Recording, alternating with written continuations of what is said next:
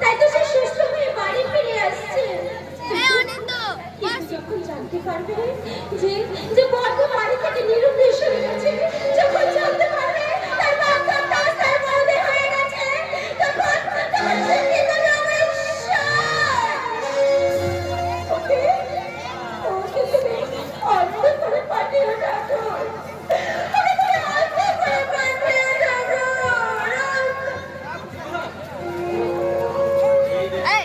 ডাক্তারদের ভ্রান্ত ধারণাকে পিছনে ফেলে আমি আবার তোদের কাছে এসেছি রে ছোট্টা।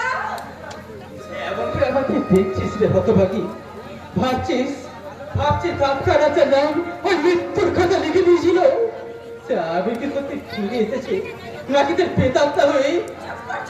চুপ কর, তুই অমন কথা বলিস না ছোট্টা। তুই যে আজ আমাদের একমাত্র অবলম্বন ছোট্টা। দূর পাগলি, ওই বর্তা থাকতে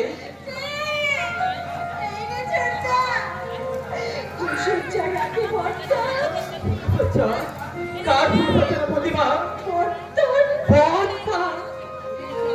আমার এত সব ফটো ছোট্ট ওই পশ্চাতে বিশ্বের প্রতিজ্ঞা ভঙ্গ করে বিয়ে করেছে। নাই পাকড়াই দাদা আমি তো আমার বউ ওই মৃত্যুর উপর থেকে ফিরে এই হতভাগা আমি তার প্রথম পূজা নিয়ে বৌদির চরণ স্পর্শ করে ওই নবজীবনে আশীর্বাদ চেয়ে বলবে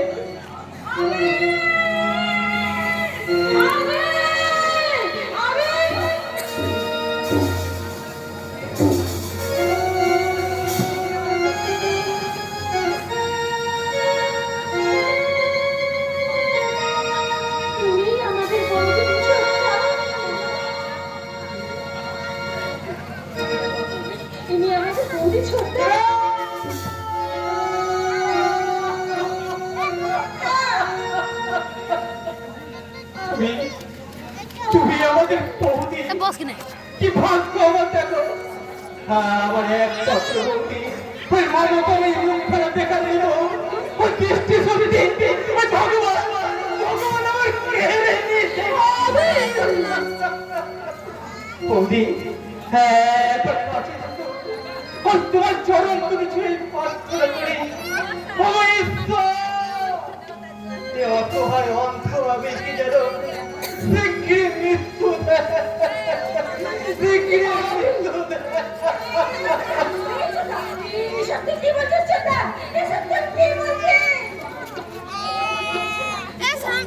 আমি যদি বলি যে সম্পূর্ণ সুস্থ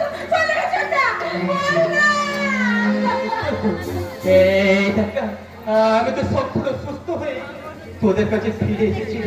শুধু চোখ করে আমার ছিল অন্ধ করে দিয়েছে, অন্ধ করে দিয়েছে। মিথ্যে কথা বলছিস ছোট্টা। আমাদেরকে ভালো করে তাকিয়ে দেন, বলে ছোট্টা তুই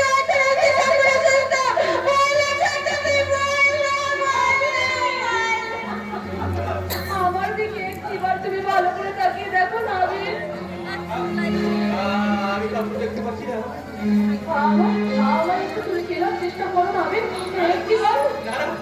আমি কাউকে চিনতে পারছি না। কারো বন্ধুর কাছে আমার চোখে কিছু ধরা পড়ছে না, কিচ্ছু না।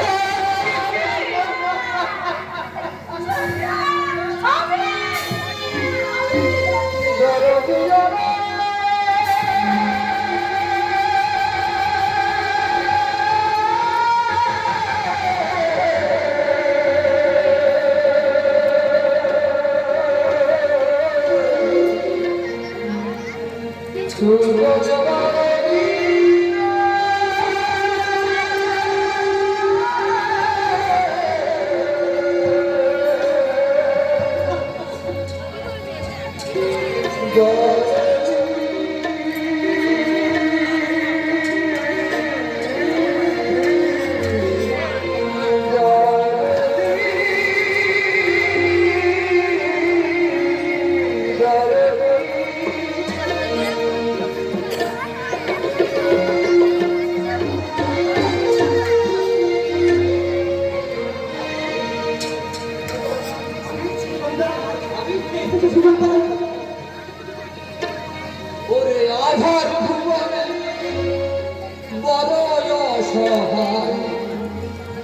এই আধার জীবনে বড় অসহায় আগে ফেরা তাই হলো না পবন হাজার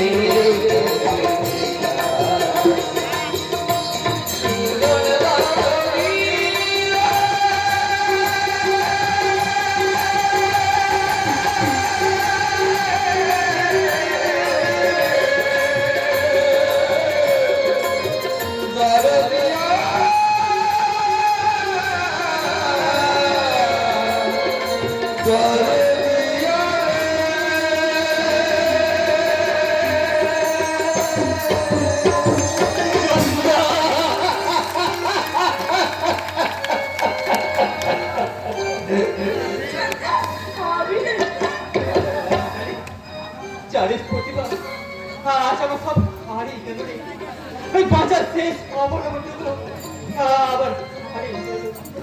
এই অন্ধকার ছাড়া আমার জীবন আর কিছুই রইল না প্রতিভা আমি কিচ্ছু কেউ না থাকলেও তোমার এই তোমারই তোমার পাশে আছে আমি বাবা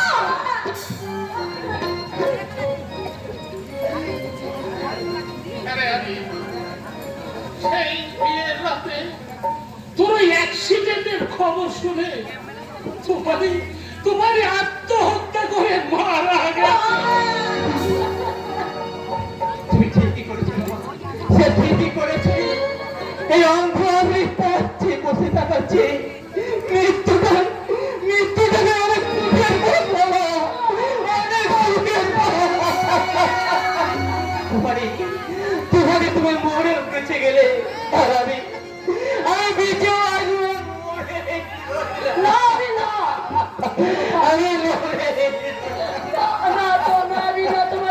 মারা যায়নি তোমার বাবা আর আমার দাদার ওই সাজানো নাটকে তুফানি আজ একটা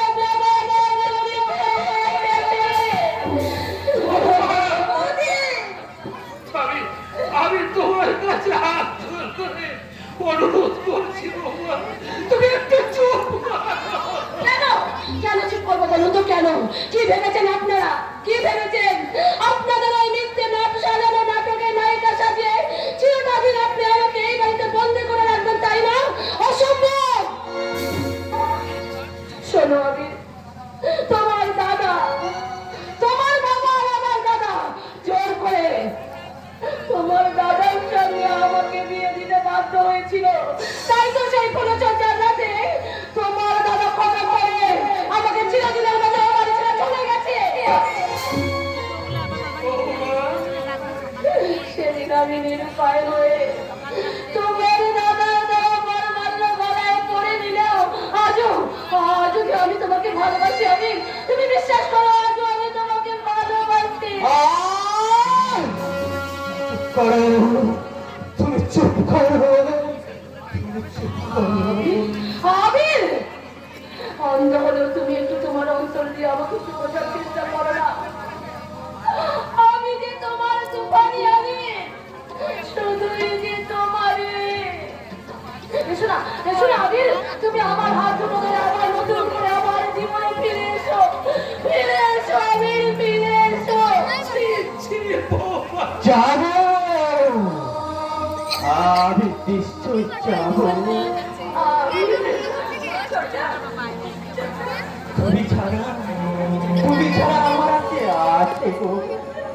তাই তো তোমার মতো মমতাময় বৌদির চরম তলে আমি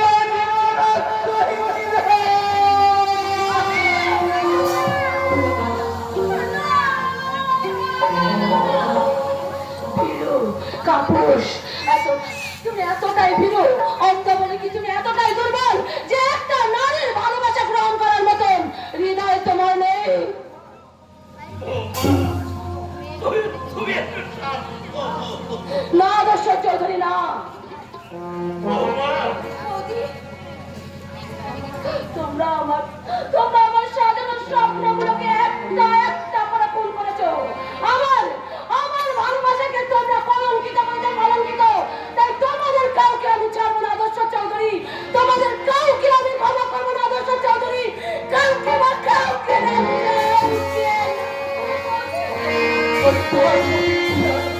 তোমার প্রতিটা প্রথম ছুরিটা তুমি আমার বুকে পৌঁছে এটা পথে, তুমি আমার বুকে পৌঁছে ছুরি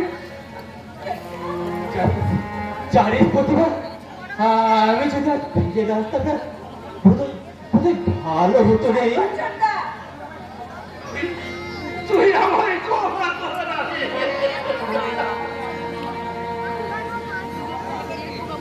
ওই বাবা হয়ে না, আমি তুমি আগে মিথ্যা বলেছি।